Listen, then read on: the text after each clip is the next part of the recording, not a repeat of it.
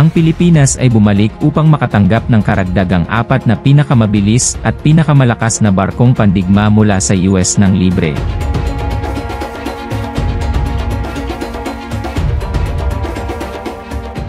Ang Estados Unidos ay gumawa ng mas konkretong mga hakbang sa pagpapakita ng kanyang kapasyahan na tulungan ang Pilipinas na ipagtanggol ang teritoryo nito sa South China Sea sa pamamagitan ng pagbibigay ng mga sasakyang pangmilitar at sasakyang panghimpapawid sa Armed Forces of the Philippines. Ang tulong militar, na nagkakahalaga ng milyon-milyong dolyar, ay kabilang sa mga kasunduan na pinasok ng dalawang bansa sa pagpupulong nina Pangulong Ferdinand Marcos Jr. at US President Joe Biden sa White House noong Lunes, maagang Martes sa Maynila.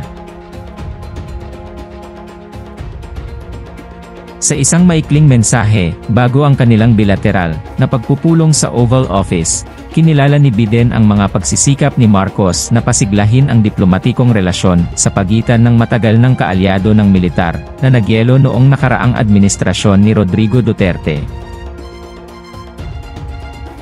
Ang Estados Unidos ay nananatiling matatag sa aming pangako sa pagtatanggol ng Pilipinas, kabilang ang South China Sea, at patuloy naming susuportahan ang mga layunin ng modernisasyon ng militar ng Pilipinas, sinabi ni Biden sa bumibisitang pinuno ng Pilipinas.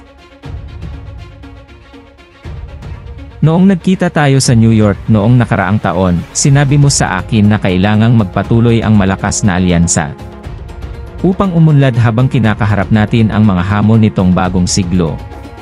At nahaharap tayo sa mga bagong hamon. And I can't think of any better partner to have than you, he said, quoting Marcos' previous statement. At umaasa ako na ang mga bagay ay magiging mas mahusay. Mga bagong asset. Ang labis na mga artikulo sa pagtatanggol, malamang na bahagi ng isang grant, ay kinabibilangan ng 2 Island-class patrol vessels, 2 Protector-class patrol vessels, at 3 C-130 transport aircraft. Ang mga ito ay nasa ibabaw ng 2 Cyclone-class patrol vessel na inilipat sa Pilipinas noong huling bahagi ng Marso at papunta na sa Maynila. Ang isa-isa 0-foot Island-class patrol boats na ginagamit ng US Coast Guard ay may hanay na higit sa 6,400 kilometro at maaaring manatili ng 5 araw sa dagat ng walang muling pagdadagdag. Ang mas maliliit na Protector class na sasakyang dagat, na ginagamit din ng USCG, ay mga 87-foot vessel na may saklaw na 1,400 kilometro. Samantala, ang C-130 HS ay ang pinakamalaking transport aircraft ng Philippine Air Force sa inventaryo nito. Bilang tugon sa mga pahayag ni Biden, ipinahayag ni Marcos ang kanyang pasasalamat sa pinuno ng Amerika sa pag-host sa kanya sa White House, na huli niyang binisita noong 1982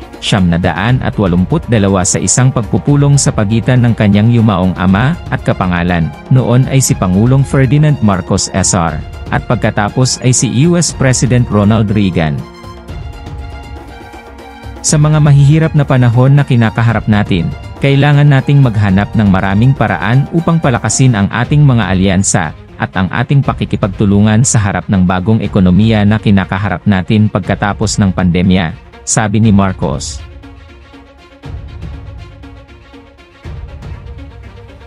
Magpapadala rin si Biden ng Presidential Trade and Investment Mission sa Pilipinas, upang pahusayin ang pamumuhunan sa paglipat ng malinis na enerhiya, ang kritikal na sektor ng mineral, at seguridad sa pagkain, gayon din ang pagtingin sa pagtatatag ng trilateral na pakikipagtulungan sa Japan at Australia.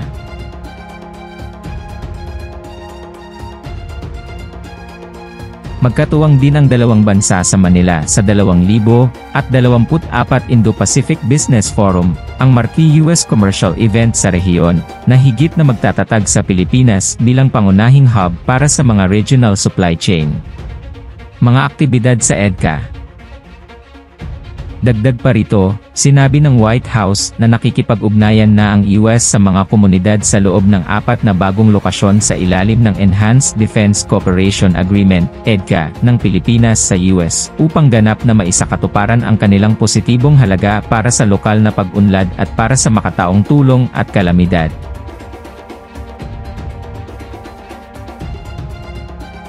Sumang-ayon din ang Washington at Manila na bumuo ng Bilateral Defense Guidelines na naglalayong i-institutionalize ang mga pangunahing bilateral na prioridad, mekanismo at proseso upang palalimin ang kooperasyon ng alyansa at interoperability sa buong lupain, dagat, hangin, kalawakan, at cyberspace, sabi ng White House. Ilalabas ito sa Miyerkules sa pagbisita ni Pangulong Marcos sa Pentagon, ayon sa isang opisyal ng US Embassy. Ito ay isang dokumento ng patakaran at mayroon tayo nito sa iba pang mahahalagang alyansa, halimbawa sa Japan, kung saan ipinapahayag ng parehong pamahalaan kung bakit mayroon tayong alyansang ito.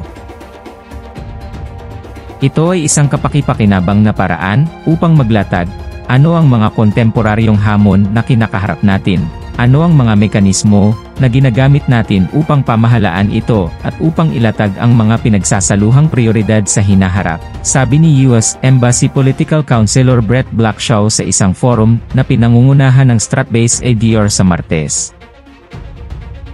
Walang dramatikong bagong inisyatiba sa mismong teksto, sabi niya. Nilinaw din niya na sakaling pumutok ang tensyon sa Taiwan, hindi agad obligado ang Pilipinas na lumahok sa posibleng pakikidigma sa kabila ng defense treaty sa US. Ipinaliwanag ni Blackshaw na ang kasunduan ay mangangailangan pa rin ng mga proseso at konsultasyon sa mataas na antas sa pagitan ng US at Pilipinas.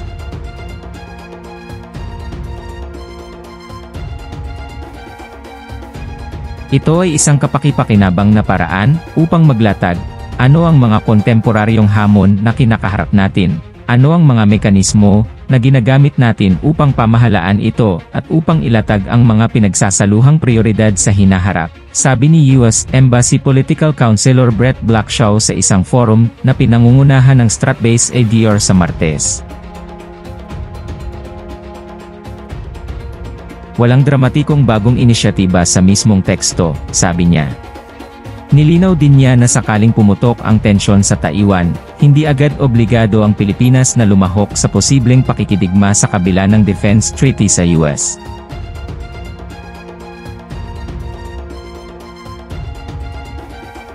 Ipinaliwanag ni Blackshaw na ang kasunduan ay mangangailangan pa rin ng mga proseso at konsultasyon sa mataas na antas sa pagitan ng US at Pilipinas.